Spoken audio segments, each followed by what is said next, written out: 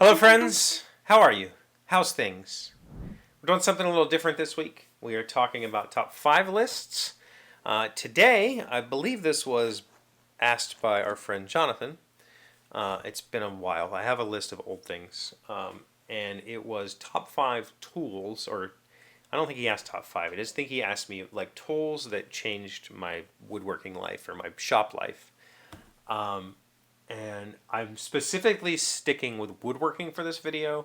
I also have been a mechanic in my life. I've worked um, as a certified Chrysler technician, so I have mechanics tools, but I'm not putting them on this list. This list is just woodworking tools.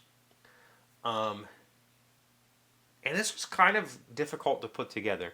I think there's the basics that you kind of like to say that a table saw changed my life. I think that's kind of like, well, yeah, and it seems a little too obvious. So I wanted to try to stick to things that aren't that obvious. And I'm going to start with number 5, my least favorite of this list, the jigsaw. I think you can tell by how dirty this jigsaw is. I do not use it. I hate jigsaws. I really hate jigsaws.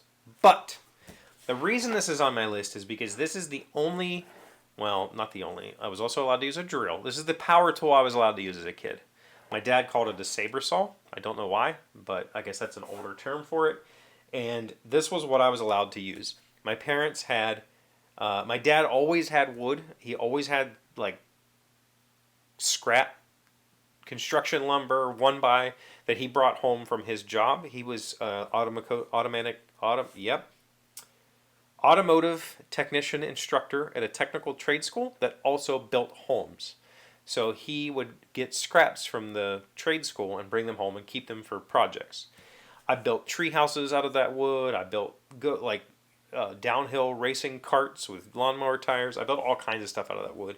And this guy, I was allowed to use hand tools, but this guy was one of the things that inspired me as a child because I knew that I'm impatient in cutting things with a handsaw, cutting things with a coping saw. Ain't nobody got time for that. This was my favorite, and this really sparked a journey where I made a lot of interesting things.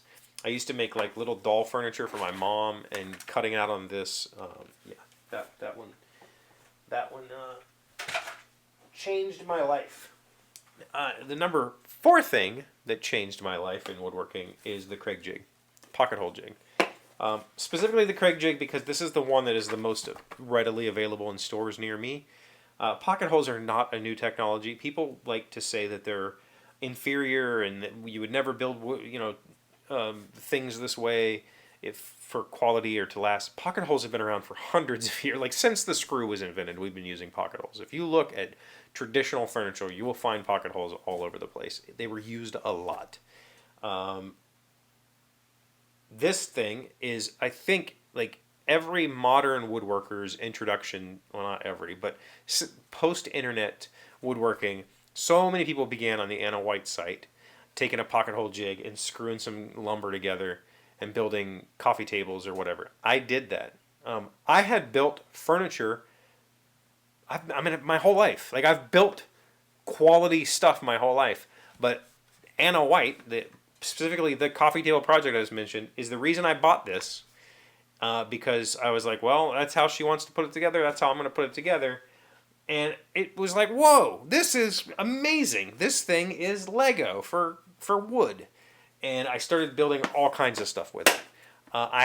This one still gets used fairly frequently. In fact, I think I did the video on the washer and dryer countertop that I built for my sister.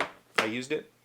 But I do have the big, like, clamp it down, and it's got its own little clamp built in that I use way more frequently than that.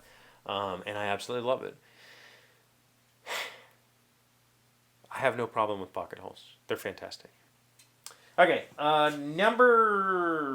that's 5, 4, 3. Yeah, we're going to bend down here again. This is a tool that I'm absolutely terrified of, but it changed everything. This is a router. This is one of my routers. One of my little routers. I have, I think, 3 of these guys now. I keep This has a 1/4 inch round over bit. I have an 1/8 inch round over bit in one, and I have a flush trim bit in one. I have a router table with a lift mechanism, and another handheld router.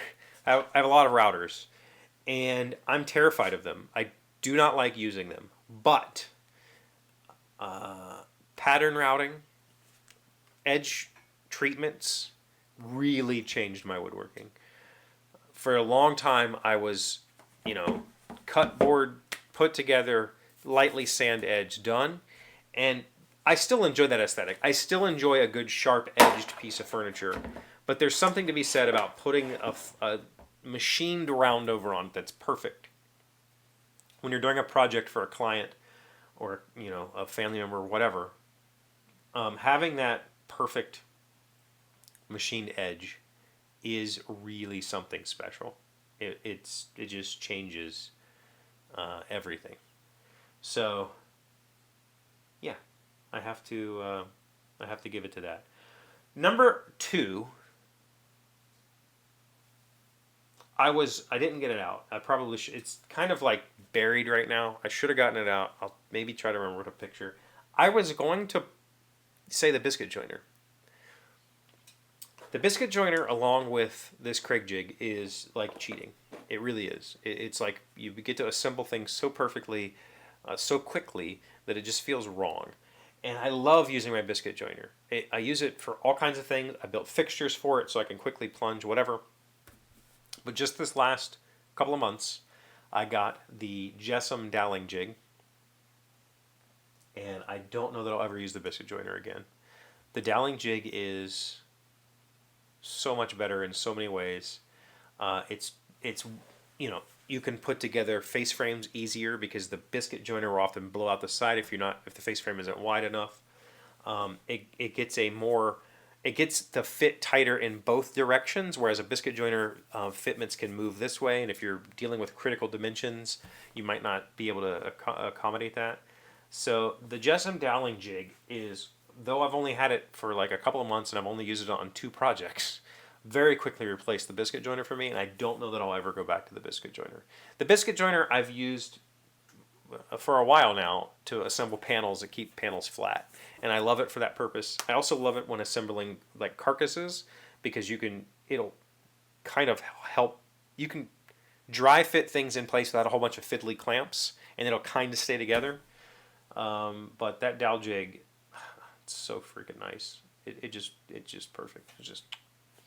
And the number one thing, the thing that when I look around the shop, this took me a while to decide. When I look around, the tool that brings me the most joy, that really changed my life, is this guy, my bandsaw. I absolutely hate this bandsaw. It is a piece of shit. It is out of balance, out of whack. The guide falls constantly. I can't get the blade tight enough. The wheel is cracked, and I've had to repair it so it lobs. It's got a loping action to it. This bandsaw sucks, but it was free. It was given to me. And prior to this, using a bandsaw had never occurred to me. It had never been a thing I had considered. I have a jigsaw. That's how I cut curves. I have a table saw. That's how I cut resaw. But after getting this thing, putting an 1/8 inch blade on it, cutting curves, putting a 3/4, actually this is a 1 inch blade on it right now for resaws. Oh my God. It is so beautiful to use. It feels safe. It feels super controllable. I feel like I get really beautiful cuts off of it. Again, this one sucks. This one is a piece of crap, and I will upgrade it someday. I'm just being a cheap bastard and tolerating it. But it is by far the tool that made me the most inspired when I got it. It just really changed how I thought about woodworking. So, this is also a Harbor Freight model from like the 90s.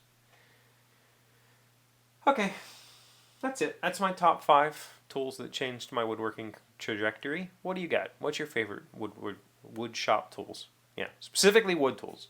Not just any tool. Wood tools. Let me know in the comments. Thank you for watching this video. If you liked it, please give it a thumbs up. Please watch the previous 3. And come back tomorrow and watch the last of the series. 5 days of top 5 lists. Just for the hell of it. If you're new here, please subscribe. I'm enjoying the positive subscriber growth. I appreciate that. I'll see you tomorrow. Today's 1,000 plus little things happy, successful people do differently. we have been learning 16 harsh truths that make us stronger. Number 10, the only person who can make you happy is you. The root of your happiness comes from your relationship with yourself. Sure, external entities can have fleeting effects on your mood, but in the long run, nothing matters more than how you feel about who you are on the inside. Yeah. I mean, that's advice that is like, everybody knows that that's true, but it seems impossible to put into action.